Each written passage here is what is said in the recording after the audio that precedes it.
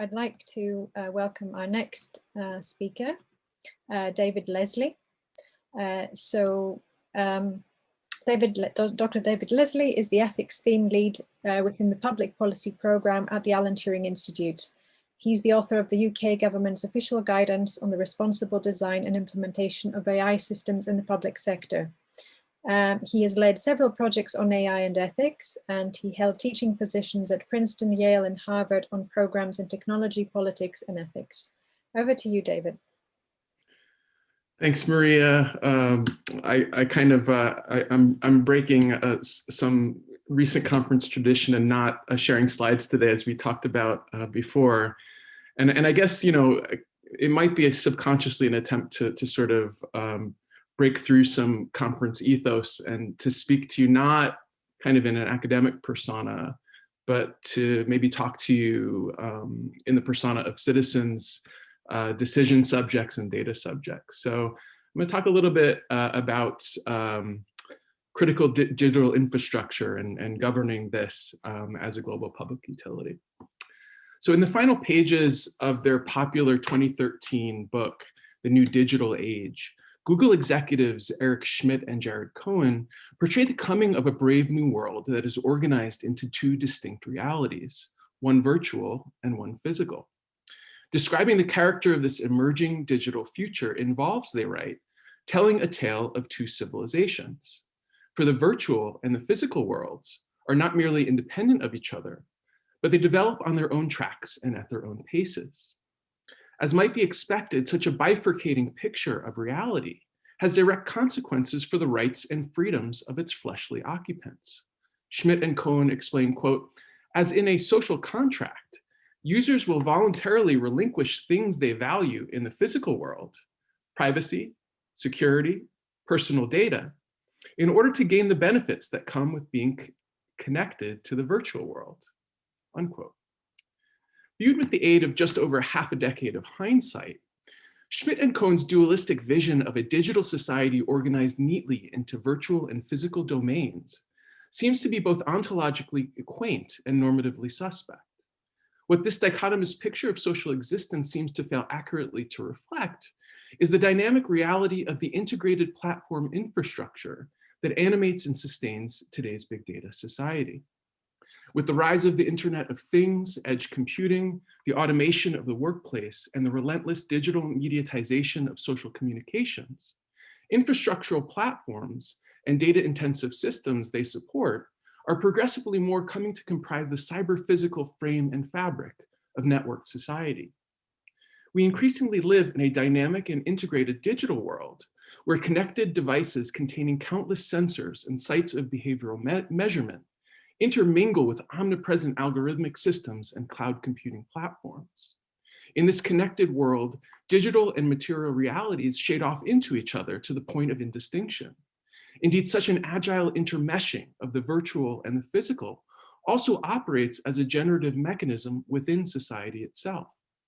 In this cyber-physical condition, algorithmically personalized services reach into the unwitting private lives of targeted decision subjects and have an active curatorial hand in real-life processes of identity formation, while opaque computational methods of relevance ranking, popularity sorting, and trend predicting produce calculated digital publics bereft of any sort of participatory, social, or political choice. In the crucible of this ubiquitously networked society, the convergence of broad-scale data-driven behavioral steering with the computationally generated manipulation of shared public experience has functioned to bolster big tech revenues, simultaneously as they have fostered universal crises of social distrust, contagions of misinformation, and heightening levels of sociocultural and political polarization. It is, in fact, precisely such a penetration of the embodied social world by the algorithmic machinery of a virtual world now dominated by infrastructural platforms that now poses ever-growing threats to basic civil liberties and cherished social freedoms. Considered in this light, Schmidt and Cohen's assertion that one could justifiably surrender tangible rights to privacy, to security, and to the protection of personal data in exchange for the jackpot of benefits ethereally contained in the virtual world seems perilously naive, if not entirely aloof to the precarious biopolitics of the digital that are constitutive of big data society itself. Well, I want to take the short time I have here today to suggest without hyperbole that such a coming computational ubiquity, which is spurring the emergence of this interstitial condition, is bringing us to nothing less than a kind of socio-technical tipping point. Over the last decade, the infrastructuralization of digital platforms has centralized socioeconomic and technoscientific power in unprecedented ways. In principle, the rise of online intermediation was celebrated to herald a novel era of democratization, the opening of an autonomous digital sphere of human connection, frictionless commerce, unbounded information sharing, and universal intellectual and personal discovery. In practice, however, the growth of private control over basic information and communication infrastructures has meant that a handful of profit-driven actors can entrench monopolistic hegemony over the provision of basic needs, can abuse market power, and can obstruct information and knowledge flows. As Van Dijk et al. Have argued, such a platform ecosystem is moored in paradoxes. It looks egalitarian, yet it is hierarchical. It is almost entirely corporate, but it appears to serve public value. It seems neutral and agnostic, but its architecture carries a particular set of ideological values. Its effects appear local, while its scope and impacts are global. It appears to replace top-down big government with bottom-up customer empowerment, yet it is doing so by means of a highly centralized structure, which remains opaque to its users. More troublingly still, this torrent of centralization and power consolidation would seem irrepressible. The network effects and technological lock-in that derive from the capacity of big tech firms to establish market predominance in the knowledge-based global political economy function, in fact, only to perpetuate and augment that predominance.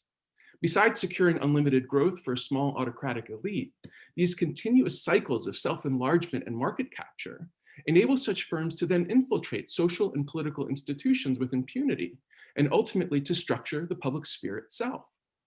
That is to say, following Couldry and Hepp, infrastructural platforms have become producers of social structure per se.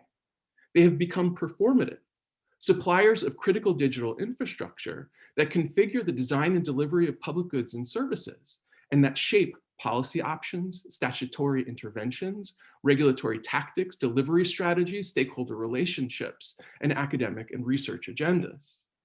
In the current universe of digital media and data-driven innovation, the global assemblage of corporate-controlled data infrastructures, compute infrastructures, algorithmic infrastructures, funding schemes, and research capabilities and resources operate, in fact, to enable or elide possibilities for the articulation and actualization of social and political goals. Over and above the establishment of global regimes of information feudalism or data colonialism, this unrestrained condensation of digital power signals a kind of tidal wave of de-democratization at scale, a tipping point of perhaps pervasive unfreedom. So even this broad-stroked and incomplete picture of the spectrum of the destructive potentials of infrastructuralized platforms should awaken us to the ethical and practical demands which derive from their exceptional status as gatekeepers to the realization of public benefits or harms. And this is part of a longer paper that I've cut, so the benefits are getting short shrift here. But thinking from the side of human welfare, it is undeniable that the pervasiveness of measurement and digital interconnectedness in the cyber-physical world is delivering rapid gains in the power of data-intensive systems to improve the provision of essential social goods and services. As the pandemic has shown, digital information and communication infrastructures supply a functional backbone across an almost limitless spectrum of human interests and needs, from healthcare, education, commerce, and transportation, to food supply, energy, and environmental management. And as more and more data are collected through the continuous operations of these networked infrastructures, AI and machine learning systems, which organically improve with the expanding availability of data, will only become more potentially effective and useful. As these technologies and the digital infrastructures that afford and underwrite them are thus increasingly developing into non-substitutable supports for the provision of social goods and services, as they are thus coming to be gatekeepers for the advancement of crucial public interests and sustainable human development. These systems and infrastructures are consequently becoming sort of a global public utility. And this is what I'd like to spend the remainder of my talk talking about. The concept of public utility is, of course, nothing new. Buried deep in the English common law tradition, in a 1670 work entitled De Portibus Maris, Sir Matthew Hale first defined public utilities as those social goods that, quote, are affected with the public interest, unquote, and thus cease to be justifiably placed under the control of private law alone. By extension, Hale's idea is that establishing a public utility becomes necessary where the provision of a social good or service is, as Kay Sabeel Rahman puts it, of sufficient social value to be a necessity, and where the provision of this necessity is at risk of subversion or corruption if left to private interests, arbitrary whims, or market forces. Over the course of modern times, public utility frameworks have been anchored in this common law tradition, where industries affected with the public interest have been designated as common carriers or public callings. Such industries whose production of goods and services required market consolidation of the sort that limited ordinary accountability mechanisms have been subject to special restrictions, such as the duty to serve all comers, the demand for reasonable prices, and to offer benefits to the public universally, even-handedly, and fairly. Indeed, the basic concept of the need for public utilities has evolved over the last 100 years by way of a protracted confrontation between public advocates and incipient forms of unrestrained domination. Confrontations such as those arising in America between the New Deal progressives of the early 20th century and the private power of the massive monopolistic corporations that had emerged out of the economic windfalls of industrialization.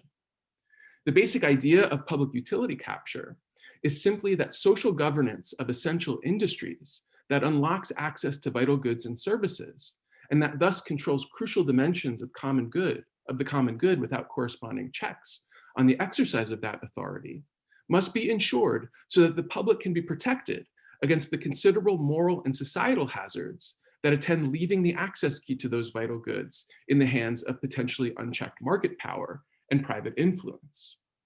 What is unique about critical digital infrastructures in this context, however, is that the scope of their social and ethical impacts exceeds any arbitrarily delimited geopolitical boundaries that might circumscribe notions of the common good or public interest within local or national peripheries. To be sure, given their unbounded problem space, the globally ramifying nature of their innovation spawning character, and their potential for universal and protracted aggregate impacts, critical digital infrastructures and the technologies they support trigger a kind of moral rescaling imperative, whereby the ethical demands arising from the design, implementation, and control echo outwards from agent to community to species to biosphere, ethically implicating the producers of these systems each step of the way. This is especially true of the potential for the asymmetrically distributed benefits of data-driven innovations to have devastating downstream effects on vulnerable and digitally disenfranchised stakeholders, most impacted by widening and historically entrenched patterns of local and global inequality.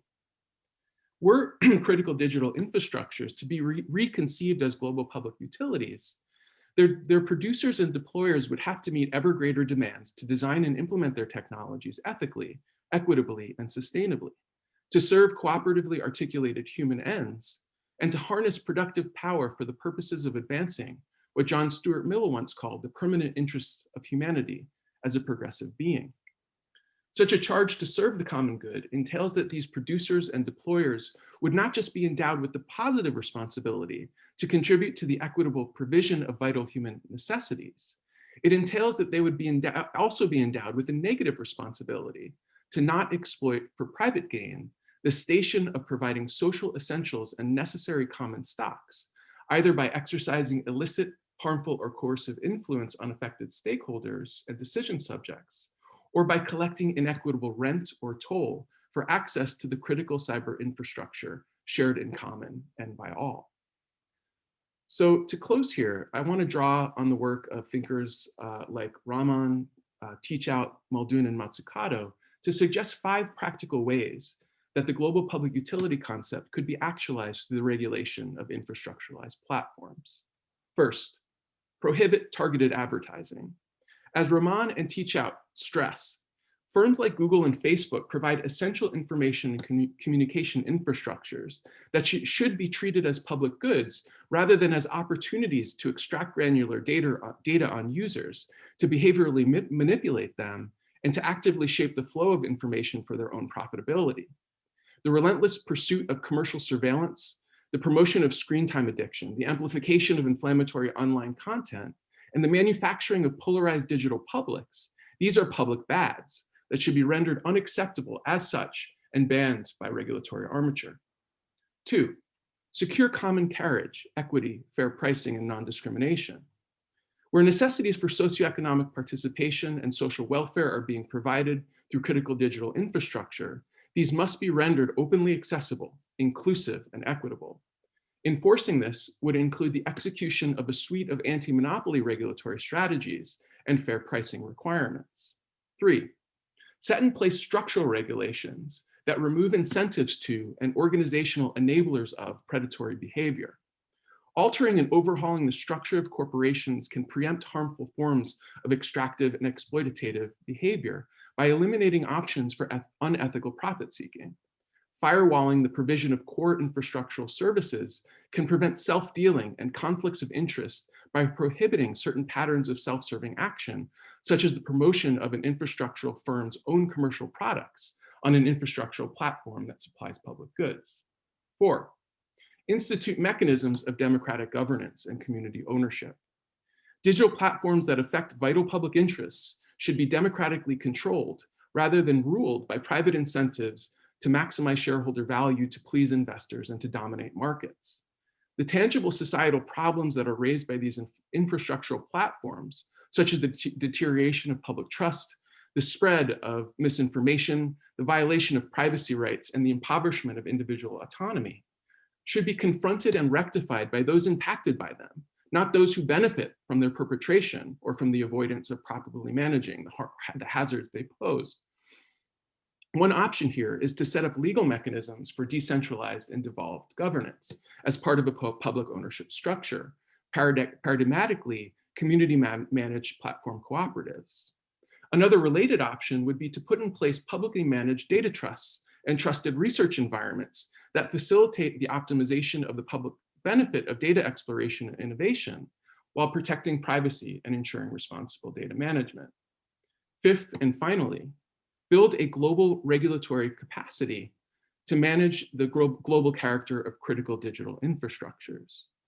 This would require the cooperative and democratic formation of a network of nonpartisan and inclusive international agencies that set gold standards for the responsible design, use, and management of digital infrastructures and the technologies they enable, that limit catastrophic possibilities by setting up policing regimes, and that put in place mechanisms for third-party audits of their sustainability, fairness, inclusiveness, and equity.